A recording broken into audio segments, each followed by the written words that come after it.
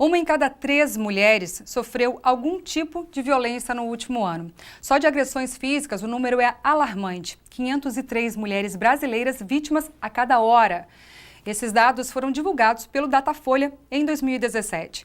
Para falar sobre a cultura do machismo e outros assuntos, recebemos aqui no estúdio a deputada estadual e procuradora da Mulher da Assembleia Legislativa do Rio Grande do Sul, Manuela Dávila, do PCdoB. Boa tarde, Manuela. Seja muito bem-vinda ao NT Sul. Obrigada, é um prazer estar aqui com vocês.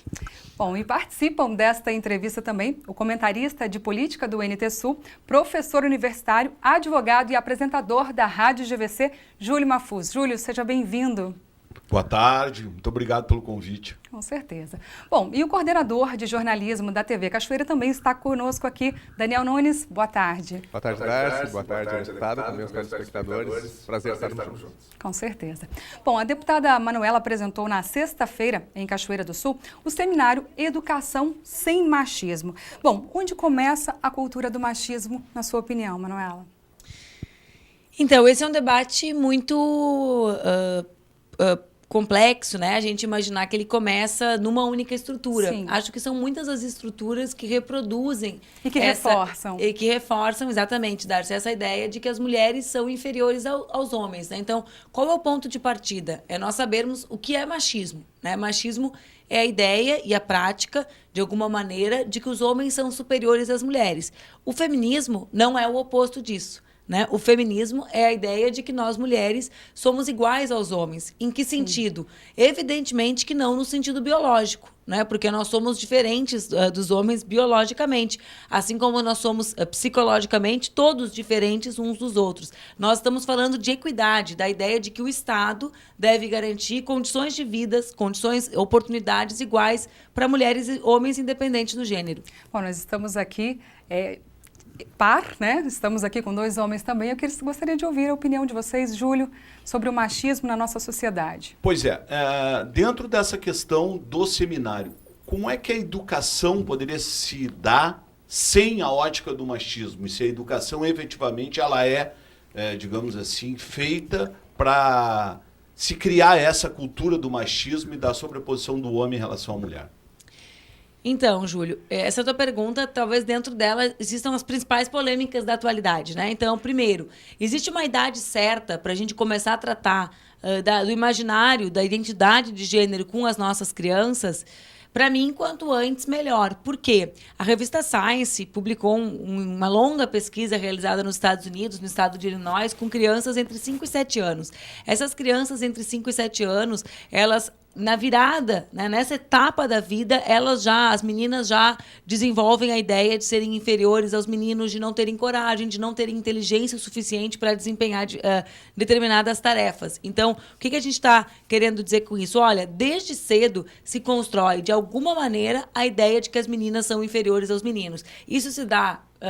Como? Se as crianças entre os 5 e 7 anos não têm acesso àquela educação formal, aquilo que nós idealizamos enquanto educação, o mundo das letras, né, dos números, se dá, sobretudo, na construção do lúdico. Né, no imaginário, na divisão de brinquedos, lá no início, quando a gente atribui aos meninos determinadas características, como a força, a coragem, né, a inteligência, e as meninas outras determinadas características, como o afeto, a delicadeza, a doçura, a capacidade de cuidar, né, das bonecas, das panelinhas. O que a gente quer dizer com isso? Desde o início nós dividimos, né?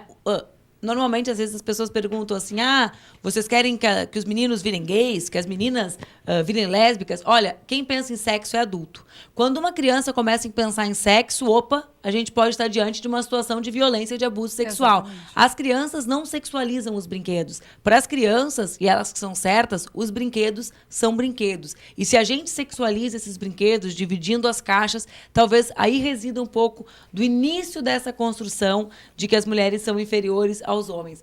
É exagero? Olha, nós temos um país praticamente sem cientistas, né?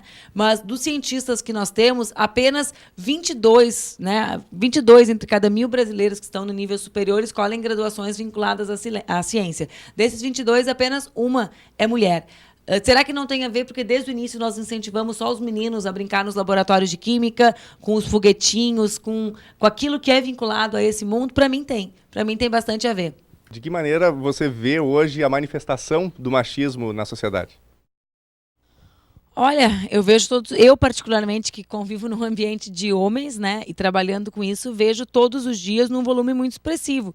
Mas nas situações corriqueiras, talvez o que as mulheres e os homens mais percebam, as mulheres de maneira pesada e os homens usufruindo dele, seja na divisão dos trabalhos domésticos, né? Homens e mulheres que trabalham igualmente no mundo, né?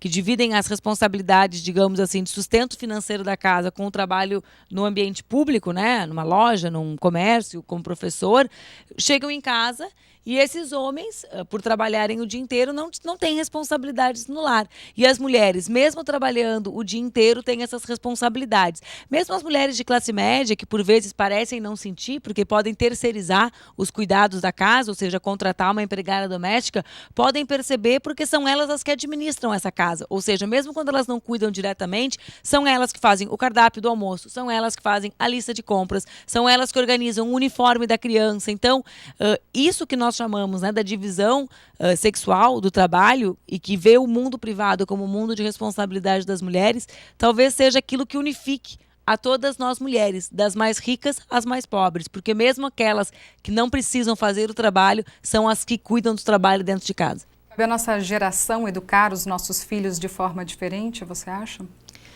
Eu acho que sim, eu acho que existe também, quando a gente fala em machismo, nós falamos principalmente do lugar da mulher, né? Porque as mulheres morrem por causa do machismo, a violência contra a mulher as mata. Sim. Mas nós também precisamos falar sobre o lugar do homem, né? E que também é um lugar que tolhe o homem de muitas maravilhas, né? A sociedade em que os homens não são obrigados a desempenhar esse papel de homens fortes, duros, que não cuidam dos filhos, que são obrigados a sustentar sozinho as casas no seu imaginário, essa sociedade também é muito opressora aos homens. Olha que maravilha um homem poder dizer que não trabalha o dia inteiro e que dispõe de determinado número de horas para cuidar dos seus filhos, né?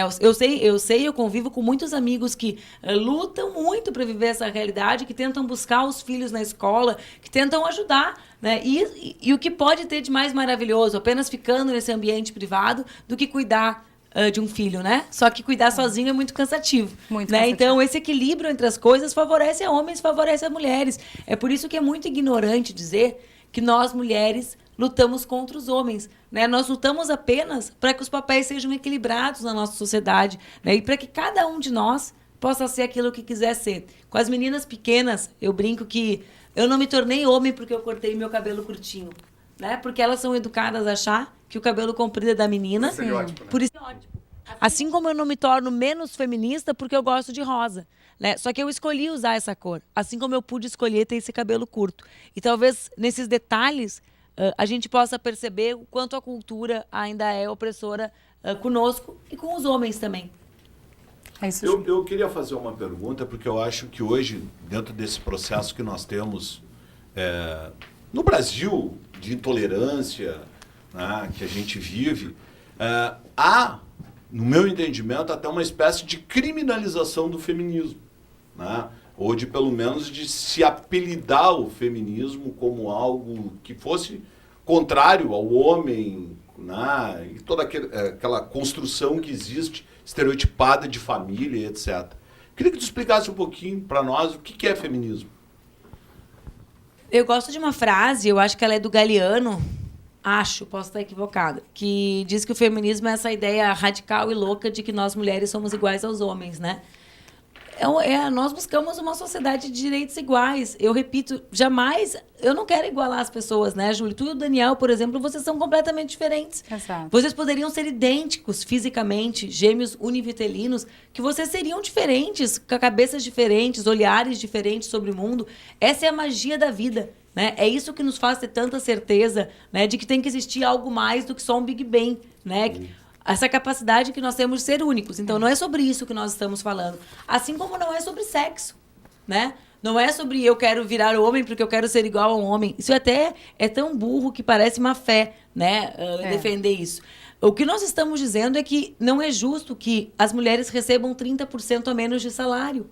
Né? Não é justo que as mulheres cuidem sozinhas dos seus filhos e que sejam penalizadas com maior índice de desemprego num período de crise porque cuidam sozinhas dos seus filhos, das suas mães, dos seus pais, até das suas sogras. né, administram os cuidados todos e que por isso faltem mais ao trabalho. Como que nós podemos, enquanto sociedade, dividir responsabilidades de forma diferente e, enquanto Estado, percebermos as desigualdades que nós perpetuamos?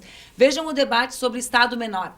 Né? É muito engraçado fazer esse debate num ambiente com homens e num ambiente com mulheres. Nós, mulheres, sabemos que o Estado é insuficiente. Por quê? Porque são as mulheres que não sabem o que fazer com seus filhos no turno da tarde das escolas públicas quando elas não estão abertas. Né? Que Estado é esse que é tão grande que ainda não tem escola para os nossos filhos o dia inteiro?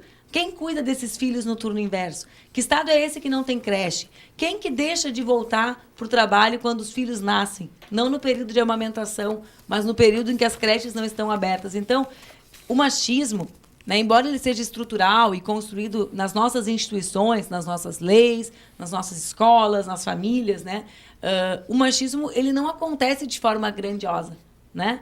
Eventualmente ele acontece, sobretudo nos feminicídios. Mas no dia a dia ele acontece em pequenas e sutis coisas que nós vamos construindo, vamos deixando e vamos achando que é assim que as coisas são.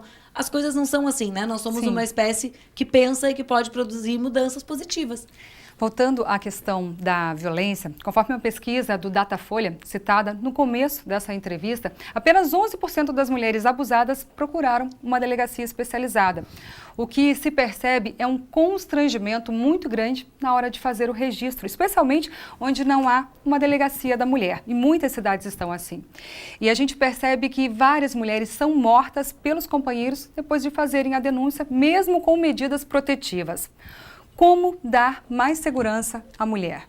A gente tem já essa resposta para isso? Essa tua provocação traz muitos elementos importantes, né? O primeiro é essa ideia de que a mulher ela é responsável pela violência que ela sofre.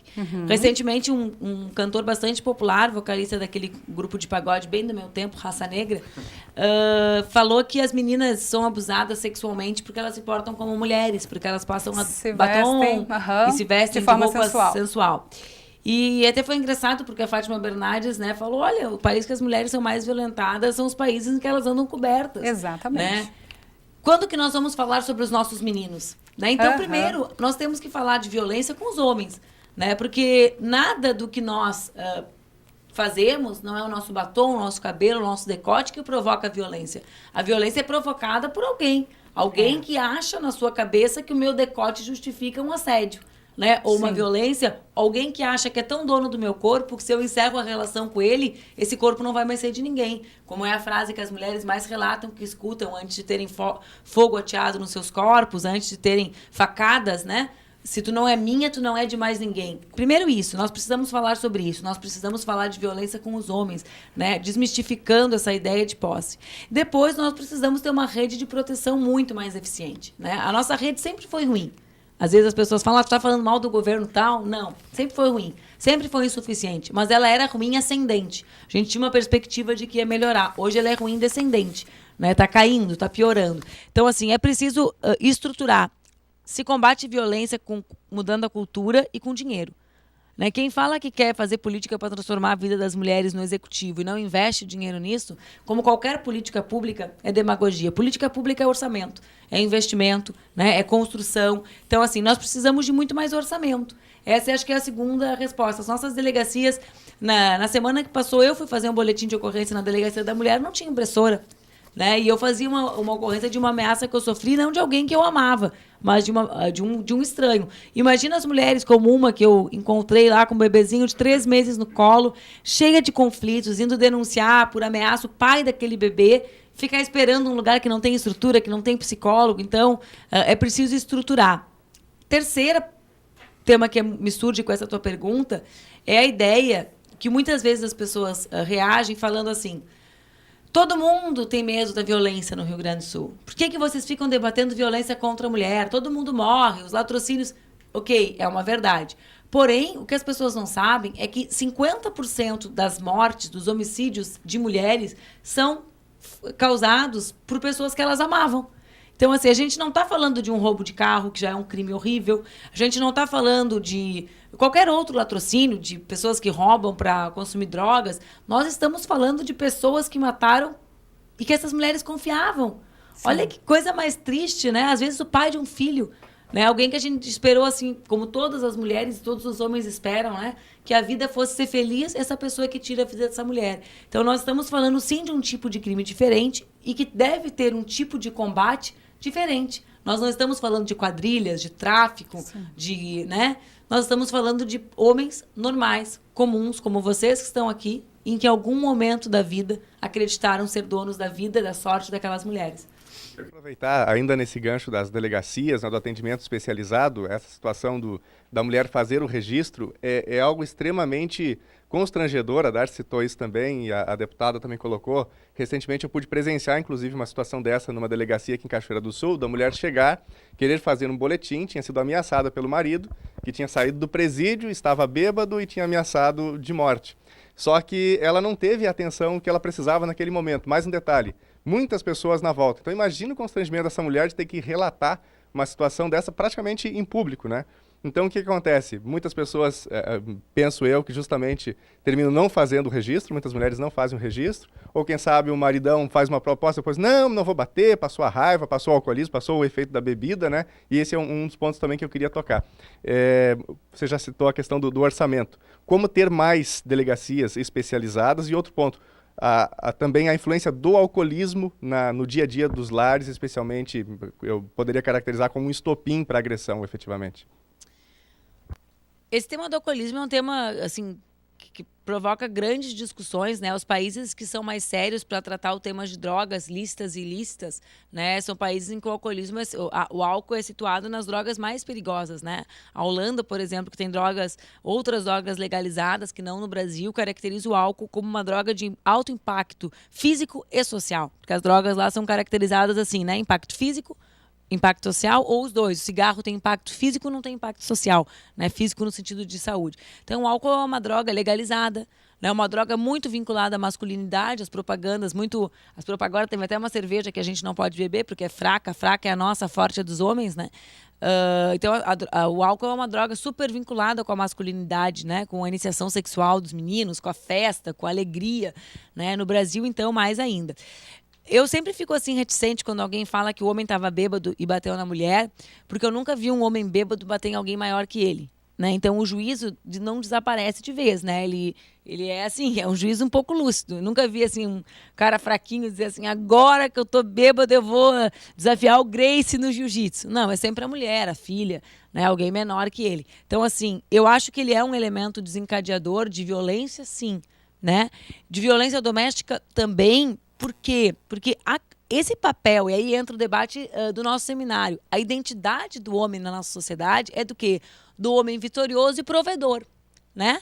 Provedor em todos os sentidos. O lastro da família, né? Eu sou o lastro afetivo, eu sou quem segura as pontas. Que então, mantém, num ambiente de grande crise econômica como o nosso, esse papel é permanentemente ameaçado, com o desemprego, né, com o salário menor, com não conseguir dar conta de todas as responsabilidades que o Estado não dá. Então, a crise, ela coloca no pescoço do homem em xeque essa identidade que é construída e que é reforçada. Ele passa a ser um derrotado.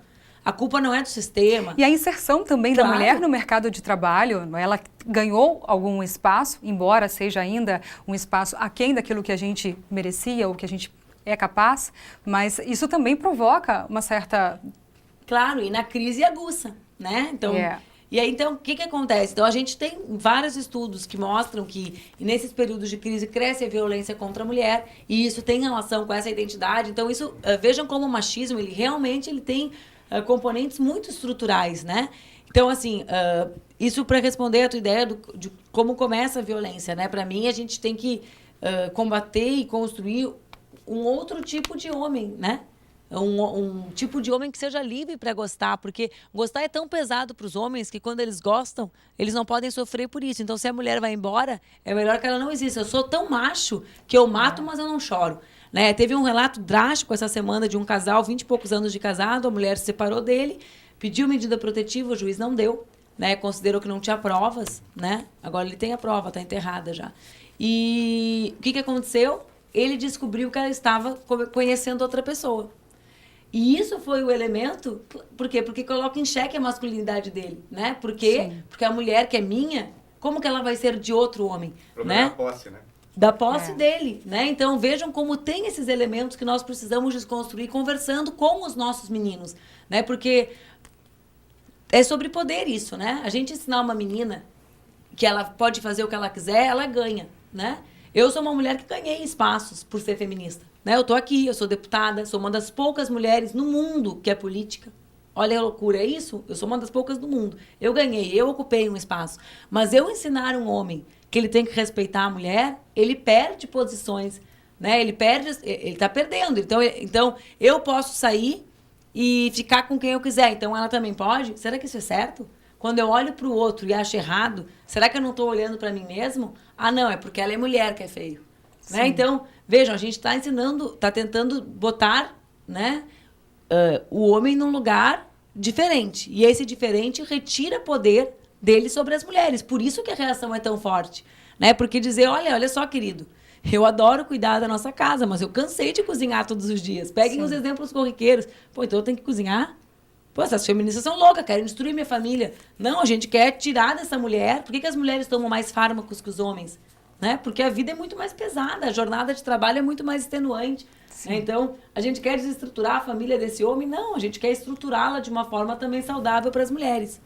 Eu não vou lembrar agora qual foi o mês, envolvendo a deputada e o prefeito de Porto Alegre, ele tweetou, postou no Facebook também algo dando conta da vida de solteiro, né? E aí uma Vocês imaginem um pobre, enfim, se eu, teve toda uma discussão. Se eu, mulher, façam uma analogia, porque o que tava, eu brinquei, né? Ele não levou na esportiva. Se coloque no lugar, vamos lá. Deve estar comendo mal, porque eu como muito bem que o meu marido cozinha quando eu chego tarde em casa, né? Então, já começa aí a nossa diferença, porque comida me faz feliz, né, gente? Gordinho é assim, mas olha só. Vejam, façam uma analogia, esqueçam ele, certo? Esqueçam quem ele é, que vocês sabem quem ele é. Imaginem se eu fosse prefeita, chegasse em casa tendo uma filha, porque essa pessoa também tem um filho, e dissesse assim, minha vida de solteira, comendo os restos. E minha filha, onde é que tá? Vocês não iam se perguntar? Era final de semana? Com quem tá essa criança? Poxa, eu faço o roteiro sem a minha filha, às vezes, de um dia. Com quem que ela tá? Onde é que ela... É um pânico, parece que eu abandonei a criança no orfanato, né? Quem é? Quem cuida? Então, não cozinha em casa? Então, tem alguém que cozinha? Então, assim, nós mulheres, nós somos submetidas a isso. Né? A nossa vida pública dá conta de responder sobre a nossa vida privada o tempo inteiro. E o que eu quis dizer ali é que silêncio é esse em torno de alguém que diz que é solteiro. Então, o homem é massa, tá na festa. Se fosse eu consigo... Eu fui solteira, né? Sendo política. Dos meus 22 aos meus 31 anos. Eu sei o que eu lia e ouvia a meu respeito. Certo? Então, assim... eu sei como é ser mulher solteira na política. E se eu dissesse que, além de tudo, eu não sei cozinhar, poxa, quer cuidar da vida dos outros, não sabe nem cuidar da sua... Uma vez um grande empresário, o maior de todos do Brasil, me disse assim, a gente deve pensar a política como uma grande geladeira. Quem não sabe administrar a geladeira da sua casa não tem condições de administrar um orçamento. Porque se sobra mais de 5% de restos de comida e a pessoa desperdiça, o que ela fará com o dinheiro público? E eu pensei, é verdade, né? Pena que só vale para mulher, porque não sabe nem cozinhar. Então, assim... Então, por isso que estamos tão mal na nossa política brasileira. Mas, entende? Então, assim, eu não acho nada demais comer resto, não comer resto, o que está comendo. Eu só quero dizer que existe um tratamento diferente, né? Que os filhos dos políticos homens são invisíveis, né? Aquela frase, por trás de um grande homem sempre existe uma grande mulher. Quem cuida desses filhos? Quem troca as fraldas dessas crianças? Quem leva para a creche? Quem busca da escola? Quem assina o boletim? Quem sabe o nome da professora de química ou de matemática? Quem sabe o nome do melhor amigo? Quem sabe se o menino usa droga ou não usa? Tudo isso é invisível. Tudo isso é invisível. Os nossos não são. Os das mulheres na política não são. Talvez isso seja tão emblemático do porquê nós precisamos ter mais equidade, né? Entre nós. E um outro assunto que eu gostaria de abordar com vocês é sobre a objetificação da mulher. Para que você de casa entenda melhor, a objetificação é um termo usado desde o início dos anos 70 e consiste em analisar um indivíduo a nível de objeto, sem considerar seu emocional ou psicológico. Uma pesquisa recente do Instituto Patrícia Galvão e Instituto Data Popular apontou que 84% dos respondentes concordam que o corpo da mulher é usado para a venda de produtos nas propagandas de TV. Inclusive, a Manuela citou isso aqui hoje. E 58% entendem que a mulher é representada como objeto sexual nessas campanhas. Bom, e aí? A cultura patriarcal está reforçando essa objetificação objetificação da mulher? Então, acho que essa tua pergunta, ela fala sobre tudo que nós estamos conversando aqui hoje, né? Como mudar a ideia de que a mulher é minha posse se ela é tratada permanentemente como um objeto, né? Como fazer com que um homem não veja a mulher como um apetrecho qualquer se o tempo inteiro o seu corpo é vinculado a uma garrafa de cerveja? Né? Então, às vezes nós escutamos assim, é vocês que não querem que a gente cante. Não. Né? Até o meu marido ria de mim um dia com uma campanha sobre assédio em bar. Ele disse, pelo amor de Deus, as pessoas vão em bar para paquerar. Né? Eu disse, sim, é sobre isso que nós estamos falando. Nós estamos falando sobre consentimento. Né? Eu quero ser beijada, que lindo. Legal. Né? A gente só não quer que quando uma mulher diga não para um homem, ele acha que ela está querendo dizer sim e não disse sim porque está se fazendo. Essa é a cultura. Né? Então, assim, a mulher não é respeitada nem quando ela verbaliza.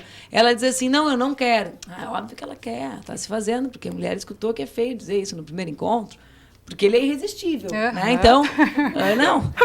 É o máximo. Então, assim, quando nós falamos de violência, de assédio, no fundo, tudo tem relação com a objetificação, né? Com nos verem como algo inferior, que, portanto, é digno de ter um dono.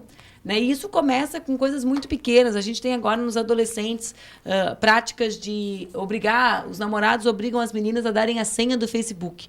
Porque se tu não me trai, não tem nenhuma razão para tu não me dar a tua senha. Como então, se tu não tem nenhum problema comigo, tu pode ir no banheiro de porta aberta. Se tu não tá usando drogas dentro do banheiro, tu não faz mais nada no banheiro de porta fechada. É sempre o domínio. É uma lógica, né? Uma lógica completamente louca. Todo mundo, então se ninguém tá escondendo nada embaixo do corpo, não tem por que andar com roupa. É uma coisa que não tem sentido com a outra, né? A privacidade não tem relação com fidelidade, tem a ver com continuar existindo individualmente. Então, assim, essa ideia de posse, ela começa muito cedo, né? Assim como ela começa a ideia de que os homens são fortes e as mulheres são obedientes, né? A gente vê isso nas primeiras divisões, dentro de casa ainda, como com a mãe que diz que o quarto da menina tem que ficar arrumado, com a mãe que estimula essa menina a deixar suas coisas organizadas e limpas. Não que isso não seja certo, eu sou super organizada, né? Só que esse padrão deve ser para mulheres e para homens, né? E o menino é assim, ele é bagunceiro, ele é incontrolável, né? Ele tem uma força. Eu escuto muito isso. Tu trabalha com a tua filha porque ela é menina. Porque se ela fosse menino, ela seria incontrolável. Eu não entendo que momento que ela seria incontrolável por ter um pênis, né? Não consigo entender quais atributos da sua vida. Ela não tem hormônio ainda. Sim. Né? Não tem diferença hormonal entre uma criança do sexo masculino e de uma criança do sexo feminino. Então, assim, a gente reproduz, não percebe.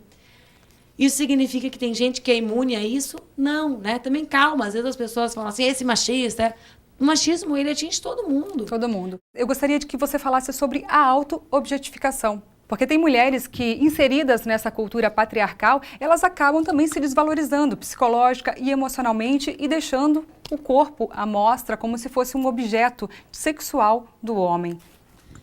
Eu acho que as pessoas têm o direito de fazer aquilo que elas querem, né? Com o seu corpo, com a sua sexualidade. O que a gente debate?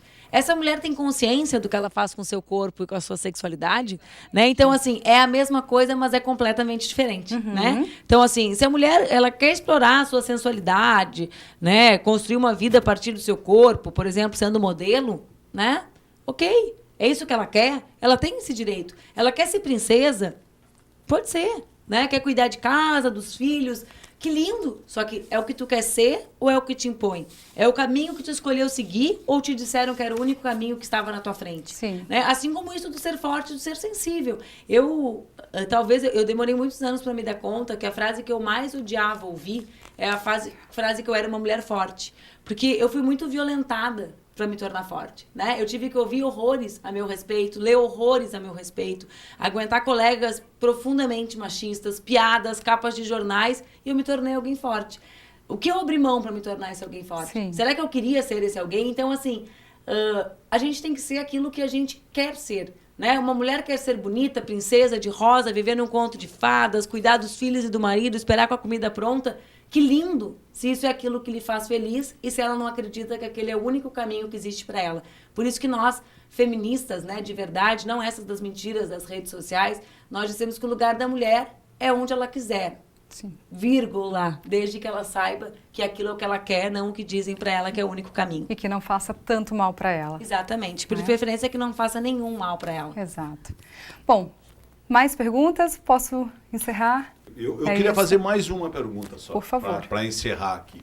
Porque eu acho que essa questão da mulher objeto, ela é uma coisa que eu acho que precisa ser melhor debatida. Eu acho que o que a deputada coloca aqui é importante, porque não há, por parte, digamos assim, das feministas, né, nenhuma crítica em relação ao fato da mulher ser bonita. Porque o que a gente percebe é que nas redes sociais, principalmente, onde a gente tem, digamos assim, a proliferação da mentira, da ignorância generalizada, né, se percebe que essas pessoas que criticam dizem efetivamente que querem, as feministas querem que as mulheres sejam feias. E não é isso, né, Manuel?